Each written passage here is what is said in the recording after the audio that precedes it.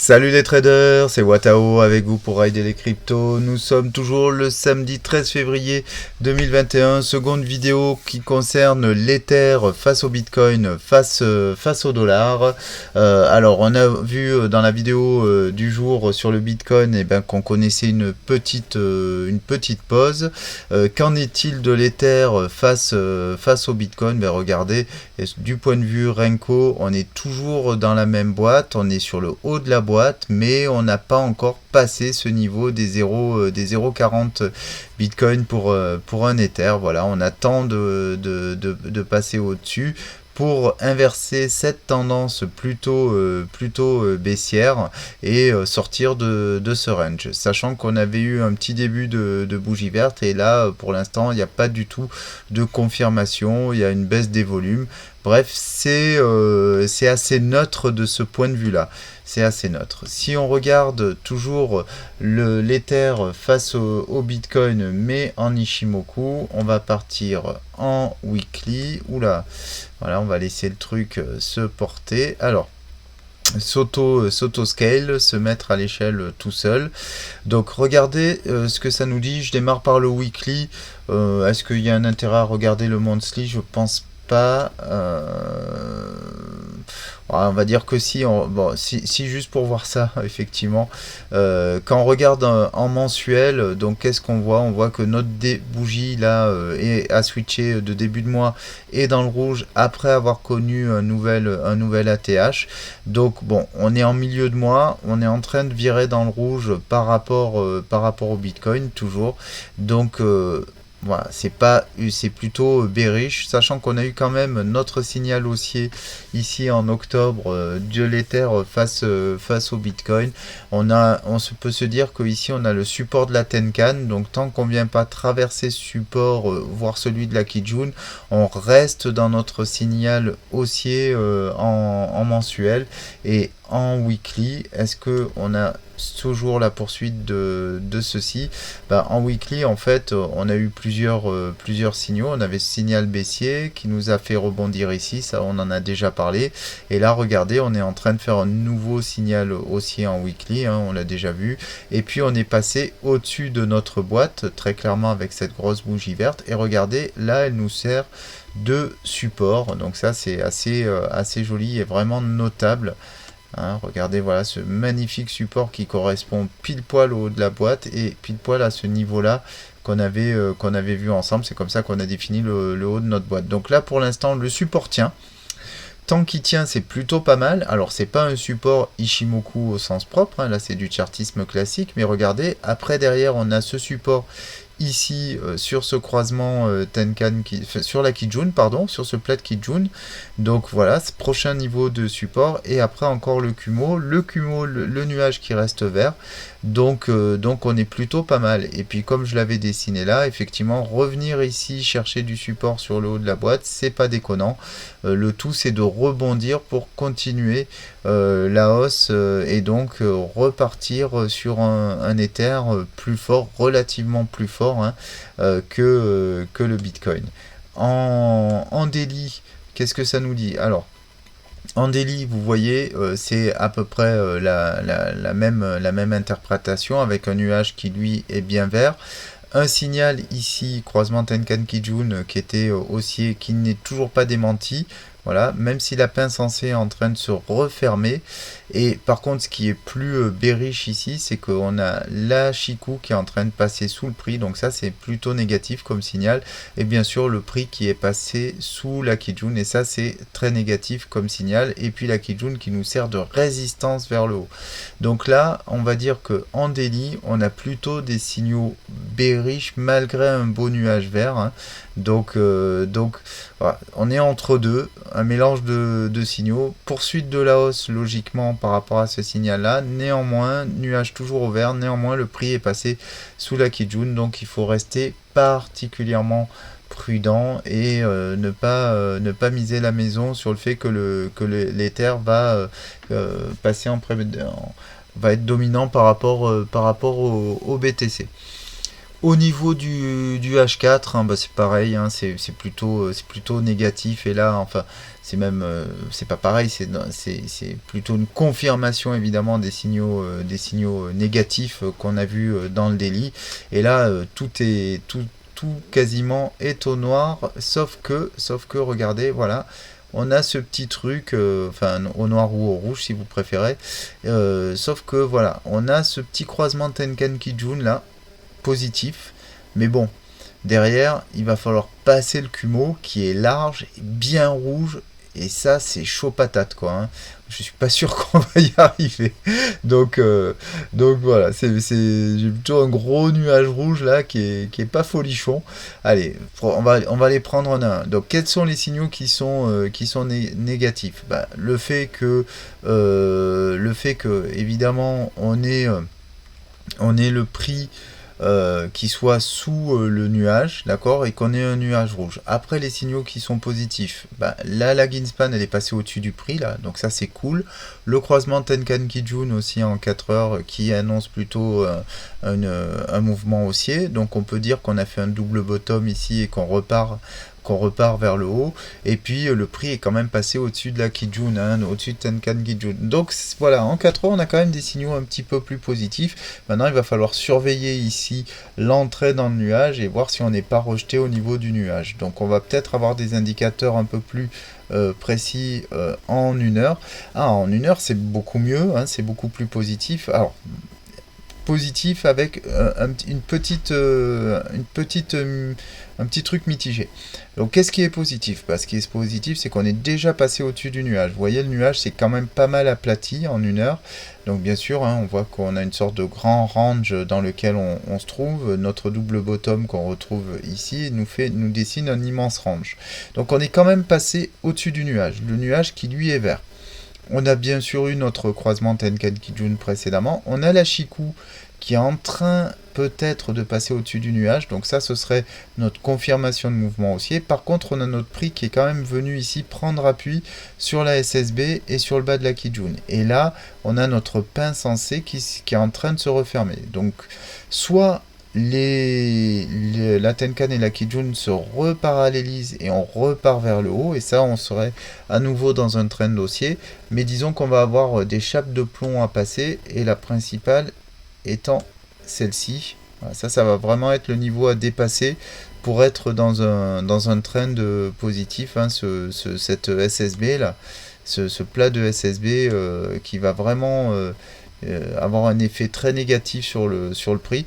Donc il faut que ici on arrive à passer au-dessus de la Tenkan, et vous voyez au moment où je vous parle, bah, on est plutôt en train d'échouer à passer au-dessus de la Tenkan. On va regarder en quart d'heure tout de suite, mais bon, si on y arrive, voilà, vraiment il va falloir venir ici dépasser ces niveaux de prix précédents, ces plus hauts précédents, et surtout passer au-dessus des 0,40 pour repartir vraiment, avoir un trend qui soit qu'on puisse vraiment définir comme haussier.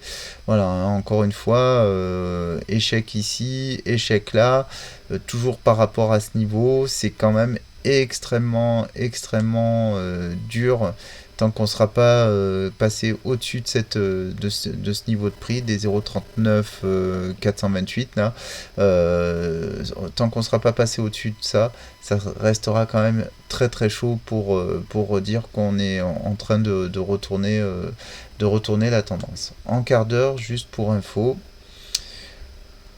en quart d'heure, pas brillant. On est sous le nuage est rouge, donc pour l'instant on n'a pas encore recroisé. Néanmoins, là le prix, vous voyez, il est en train de jouer avec la Kijun, donc à voir, à voir. Faut surveiller. Pareil, ici il faut qu'on passe au-dessus du Kumo pour qu'il puisse à nouveau switcher au vert. Donc, bah, méfiance, hein, sur ça, c'est pas très bullish tout ça. Il y a de l'espoir, mais enfin, on mise pas la maison sur l'Ether face au dollar. Allez, tout de suite, on va regarder l'Ether face au Bitcoin. Tout de suite, on va regarder au contraire l'Ether face au dollar. Et là, bien sûr, si c'est ce que vous tradez, c'est beaucoup mieux. Donc l'Ether face au dollar du point de vue Renko. Bah écoutez, voilà, hein, ici par rapport au début du mois de février, comme on l'a vu la dernière fois, on est vraiment passé au-dessus de ce niveau-là avec on a fait un double top et puis paf, on est passé au-dessus. Ici, ce qu'on va pouvoir tracer, c'est bizarre que je ne l'ai pas fait la dernière fois, mais c'est que ici, on a voilà, des niveaux de support qui se sont dessinés. Donc ça, c'est plutôt bien pour protéger notre hausse en cas de pullback. On a des niveaux sur lesquels on va pouvoir éventuellement se positionner pour de l'achat pour terminer ce mouvement de hausse. Alors là, c'est vrai que je mets à chaque fois cette macro Elliott Wave. Je vais l'enlever parce que c'est quand même pas sur le Renko qu'on fait de l'Elliott, mais c'est juste pour se donner les grands mouvements, hein. Donc là, voilà, on est en train de faire cette petite brique rouge, elle n'est pas confirmée. Est-ce que ici, on va se dire que une succession de bougies rouges serait l'occasion ici de se recharger en Ether? Pourquoi pas? Après, on est sur des ATH hein, cette semaine comme précédemment. Donc, nouvelle ATH. Est-ce que maintenant, on va peut-être avoir un pullback, une prise de bénéfice plus importante? On peut pas le dire sur Renko, même si on voit que ici on galère sur cette ATH. On va tout de suite examiner ça plutôt avec Ishimoku en Ether face au dollar. Alors, on va prendre de la hauteur bien sûr sur Ishimoku. On va partir peut-être pas. Bon, si on va partir sur le monthly quand même. Donc au niveau mensuel, ben voilà, on a des très très belles bougies vertes. Au niveau du RSI, on n'est pas encore venu dépasser le plus haut du RSI précédent. Donc on a de la marge, on a ces magnifiques bougies vertes, une petite mèche qui est en train de se dessiner, mais rien de méchant en mensuel. Donc on reste sur un trend très haussier. En weekly, bah regardez, on avait dessiné un petit peu ce canal, alors je crois qu'on le voit mieux en daily, mais en tout cas on en est sorti et on fait une magnifique bougie verte cette semaine, donc qui va chercher un nouvel ATH. Regardez en weekly, notre croisement, notre signal haussier du 1er juin 2020 ne s'est toujours pas démenti. Encore une fois, hein, j'y reviens, mais ça, au niveau Ishimoku en weekly, c'est quand même des signaux extrêmement puissants. C'est-à-dire que si ici, en juin, on se dit, ok, Tenkan est passé au-dessus de la Kijun, j'achète, regardez, depuis, on n'a pas été démenti. La Chikou, bien sûr, est toujours largement au-dessus du prix. Et puis, le nuage est au vert. Donc, tout est au vert en weekly. Aucune raison de s'inquiéter pour l'Ethereum face au dollar. Néanmoins, on peut se dire qu'à un moment donné, les arbres ne montent pas jusqu'au ciel et qu'il y aura de la prise de bénéfices. Est-ce qu'on y est? Bah écoutez, pas encore, hein. Regardez ici, on est passé, au-dessus du canal haussier, allègrement, pareil, hein. Depuis ce signal ici, croisement Tenkan Kijun, on n'a toujours pas recroisé à la baisse. Donc ben, c'est magnifique pour l'instant. Continuation haussière en daily, la Chikou est largement au-dessus du prix. Et on peut se dire, quand on a ce type de canal, qu'on va aller chercher l'équivalent de cette hauteur-là ici. On pourrait tout à fait faire un truc comme ça. Hop. Et donc là, aller chercher un peu au-dessus. Alors vous avez vu, c'est pas parallèle parce que c'est pas des droites parallèles. Il y a une figure spécifique pour ça. Et je l'ai pas prise, mais peu importe. Donc voilà, on pourrait tout à fait se dire là qu'on va chercher ici au moins ce niveau, donc les 2000, plus de 2000 dollars pour un Ether, ça semble tout à fait raisonnable et en tout cas on n'a aucun signal bearish. Pareil, regardez au niveau du RSI, on avait fait ce support là, donc on avait d'abord eu une tendance ici un peu baissière au niveau du RSI. Le RSI était passé au-dessus de cette tendance là, l'invalidant hein, bien sûr, et regardez, on trouve ici une droite qui nous sert de support au niveau du RSI. Alors effectivement on a ici une divergence baissière, on va la regarder ensemble, on va la matérialiser, donc entre ce plus haut ici et ce plus haut là, vous voyez, tac,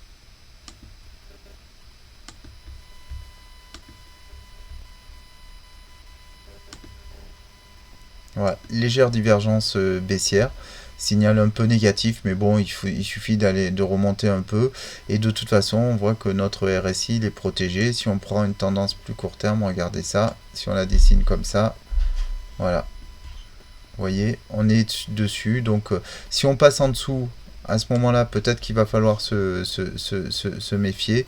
Mais pour l'instant, en tout cas, on est toujours haussier en daily. Après, dans le 4 heures, je pense que ça va commencer à changer et être un peu plus négatif. Et quoique, même pas, hein, regardez, du point de vue Ishimoku, on recroise pas de signal baissier depuis ce signal aussi ici, croisement Tenkan Kijun ici. On était venu prendre appui ici sur le Kumo. Et voilà, alors c'est en train de se resserrer. Ça joue un petit peu maintenant, j'ai envie de dire, hein, mais bon, on est le week-end. Donc là, on prend appui sur la Kijun en H4 et on est entre les deux. Est-ce que la Tenkan va nous renvoyer vers le bas? En tout cas, prochain support en H4, le Kumo. Et on va voir en une heure si on est plus négatif ou on reste positif. En une heure, ben voilà, on est en train de croiser Tenkan Kijun à la baisse. Donc ça, c'est pas cool, avec un nuage aussi qui est en train de switcher au rouge. Dernière chance pour rebondir, hop, je ferme ça. Dernière chance pour rebondir vers le haut ici. On avait trouvé appui ici sur la SSB et sur le haut du nuage. Maintenant, là, c'est plutôt en train de virer. Donc ça, c'est pas du tout positif. Néanmoins, on a ici ce grand support hein, au hop 10 000, pardon, 10 000, 1756 $, voilà, c'est quasiment là où on est venu chercher nos mèches, mais vous voyez que ce plat de SSB, il nous suit depuis un moment, plat de Kijun ici, donc ça va vraiment être le niveau à pas dépasser, et sinon, ben, on va venir chercher le bas de notre canal, hein, en fait, précédent, nos canaux haussiers qu'on a dessiné. J'ai plein de petits trucs, je vais les supprimer, voilà. Donc ici, on surveillera attentivement ce niveau-là. Si on passe dessous, ben voilà, on va aller consolider beaucoup plus fortement, chercher peut-être la zone de survente ici au niveau du RSI dans le 1 heure, et après continuer notre trend haussier de plus haut time frame, hein, puisque là, on est dans le 1 heure. Dans le 15 minutes, voilà, c'est pas si négatif que ça. Bon, on est quand même passé, le prix est passé sous la Tenkan, donc ça c'est pas cool. J'ai envie de dire, la Chikou elle est sous le prix, sous le nuage. Ouais, non, si c'est négatif. Là, on ne voit pas, on a une tentative, on le voit du prix de recroiser, de la Tenkan, de recroiser au-dessus de la Kijun, mais pour l'instant on est en train d'échouer. Bah voilà, vous voyez cette bougie là, elle sent pas très bon. Donc à surveiller. Après, pour être un peu plus optimiste en 15 minutes, regardez, on avait fait un plus bas, on était en zone de survente. Donc pourquoi pas à regarder, à surveiller. En tout cas, grosso modo, vous l'avez compris, on est plutôt dans un grand range au niveau du prix ici, sur le fond de tendance haussière. On passe tout de suite sur Elliott Wave pour essayer de se projeter un peu plus dans ces mouvements. Alors, dans Elliott Wave, sur quoi on était resté? Donc on prévoyait un plus haut, cette vague verte ici.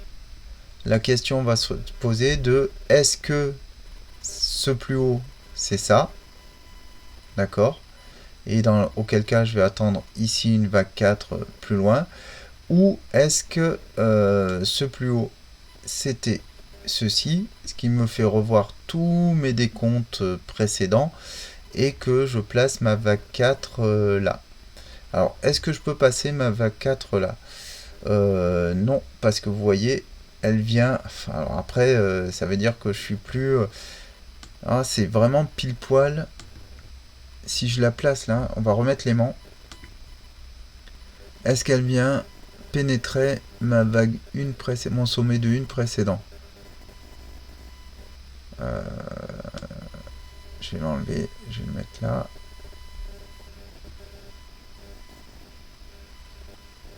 Là c'est 1465 et là je suis à 1486.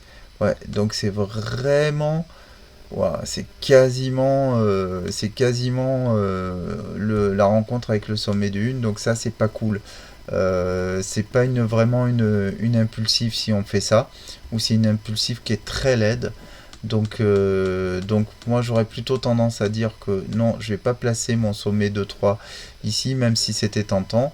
Est-ce que par contre, si je dis que c'est pas mon sommet de 3 et que donc ici, vous voyez, on a fait, alors la dernière fois, hein, vous voyez, on a fait une sorte de triangle et puis paf, on est sorti par le bas. Donc si, je vais l'enlever pour l'instant. Donc si on considère ici qu'on était dans un triangle, pareil, est-ce que je viens percer ma une ici? Non, et j'en suis quand même bien plus éloigné. Donc c'est quand même plus propre dans l'absolu que de faire ça, de dire que j'ai atteint mon sommet de 3.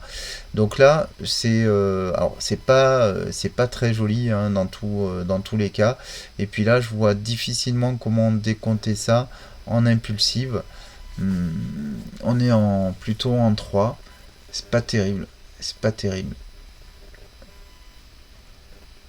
J'aime pas du tout ce décompte. Ça nécessite plus de boulot pour refaire des sous-décomptes un peu plus propres. Parce que cette vague 3 comme ça, cette profondeur de 4 ici, pourquoi pas. Mais, euh, mais ma vague 5, du coup, elle est un peu faiblarde. On va regarder les ratios de Fibo que ça me fait. C'est tout moche, hein. Ça me fait quoi en 4 déjà? Alors, il va falloir que j'enlève l'aimant. Ouais, ça me fait une 4 super profonde. Bon, ça, je m'y attendais. Donc, pas terrible. Quasiment 60, enfin, plus de 50%. On est au 50. Ouais, c'est pas terrible du tout. Ouais.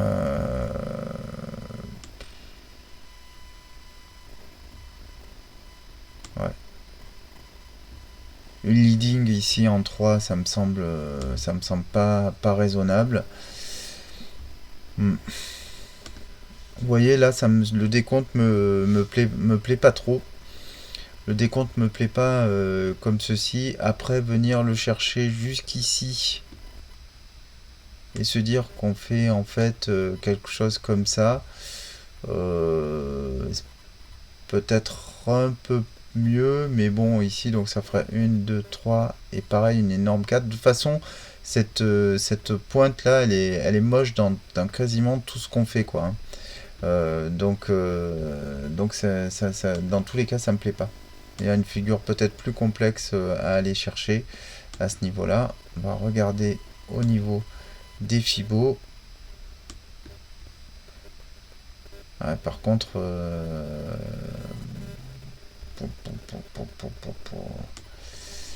si on le place, si on se place comme ça,